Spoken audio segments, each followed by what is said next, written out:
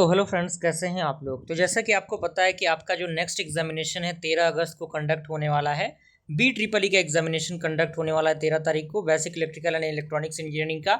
तो उसके रिगार्डिंग मैं आज बात करने वाला हूं कि ऐसे कौन कौन से न्यूमेरिकल टॉपिक्स हैं जिन न्यूमेरिकल टॉपिक्स को आपको किसी भी हाल में कंप्लीट करके जाना है।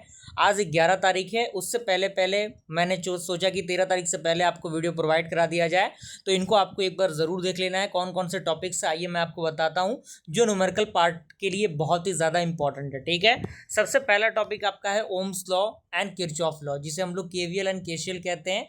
उसके अंदर करंट, वोल्टेज, रेजिस्टेंस कैसे निकाला जाता है, उनके न्यूमेरिकल क्वेश्चंस को आपको कंप्लीट करना है। ठीक है, साथ ही साथ इक्विवेलेंट रेजिस्टेंस कैसे निकलता है, इक्विवेलेंट करंट कैसे निकलता है, वोल्टेज डिवीजन कैसे होता है। यानी ऑल दो कहने का मतलब ये है कि आप जो केवीएल केसीएल होता है उस पर बेस्ड न्यूमेरिकल क्वेश्चन को प्रैक्टिस करेंगे। ठीक है, उसके बाद आपका नेटवर्क थ्योरम है, जिसमें आपको Thevenin's theorem, Norton's theorem, superposition theorem, यानी अगर आप इसमें से सुपरपोजिशन थ्योरम और थेवेनिन्स थ्योरम भी देख लेते हैं ना तो आपका काम बन जाएगा। ठीक है, उसके साथ साथ आपको आरएमएस वैल्यू देख लेना है, एवरेज वैल्यू, फॉर्म फैक्टर कैसे निकालते हैं, पीक फैक्टर कैसे निकालते हैं, ये आपको देख लेना है। ठीक है, अगर मैं एसी सर्किट की बात करूँ तो उसके अंदर आपको R circuit, L circuit, C circuit, RLC circuit, उसके साथ साथ आपको देखना है इम्पीडेंस क्या होता है, current, phase angle, power factor कैसे हम निकालते हैं। यानी ऑल दो न्यूमेरिकल पार्ट है ये, तो न्यूमेरिकल पार्ट में थोड़ा सा प्रैक्टिस तो आपको करना पड़ेगा। और क्वेश्चन कहाँ से आएगा, इन्हीं टॉपिक्स में से आएगा, बाहर से थोड़ी क्वेश्चन आता है। यही टॉपिक आपको पढ़ने हैं। अगर हम रेजोनेंस की बात करें आरएलसी सर्किट की, तो resonant frequency, bandwidth, Q factor, उसके साथ साथ AC power and power factor की मैं बात करूँ तो एक्टिव, रिएक्टिव, एपरेंट पावर, यानी एक्टिव पावर क्या होता है, रिएक्टिव पावर क्या होता है, एपरेंट पावर क्या होता है, ये सारी चीज़ें आपको देखनी है। ठीक है, थ्री फेज एसी सर्किट की बात करें तो उसके अंदर आपको स्टार डेल्टा कनेक्शन देखना है, स्टार डेल्टा फॉर्मेशन जिसे हम बोलते हैं, लाइन एंड फेज वोल्टेज देखना है, three phase power magnetic circuit.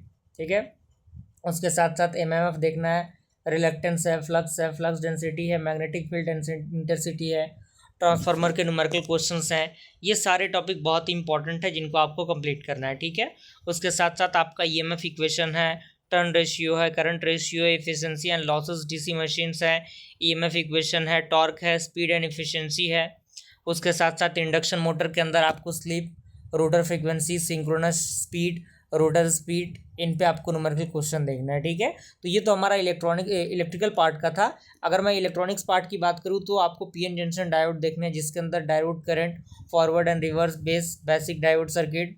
उसके साथ साथ रेक्टिफायर देखना है, उसमें आपको हाफ जो वेव होता है, full wave, bridge rectifier, DC output, RMS output, efficiency, ripple factor. उसके साथ साथ वीआई जो पीआईवी जो आपका है वो देखना है। उसके साथ साथ ट्रांजिस्टर देखना है, बीजेटी में alpha, beta, IC, IB, IE, ये सारी चीज़ें। ठीक है, अगर मैं टोटल 7 न्यूमेरिकल टॉपिक की बात करूं कि इसमें से भी 7 कौन कौन से टॉपिक को आपको देखना है, तो ये टॉपिक आपके सातों हैं, जिसमें पहला आपका है केवीएल एंड केसीएल, दूसरा आपका नेटवर्क थ्योरम्स, उसके बाद आपका आरएलसी एसी सर्किट है, रेजोनेंस है, थ्री फेज एसी सर्किट है, ट्रांसफार्मर है, रेक्टिफायर एंड बीजेटी न्यूमेरिकल। ठीक है, तो इनको आपको कंप्लीट कर लेना है। ठीक है, तो इनको आप लोग देख लीजिएगा और नंबर सिस्टम भी आप देख लीजिएगा, क्योंकि नंबर सिस्टम से भी एक आध क्वेश्चन डायरेक्टली पूछे जाते हैं। तो ये सारी चीज़ें थी जिनको डिफाइन करनी थी। मिलते हैं अगली वीडियो में, थैंक यू।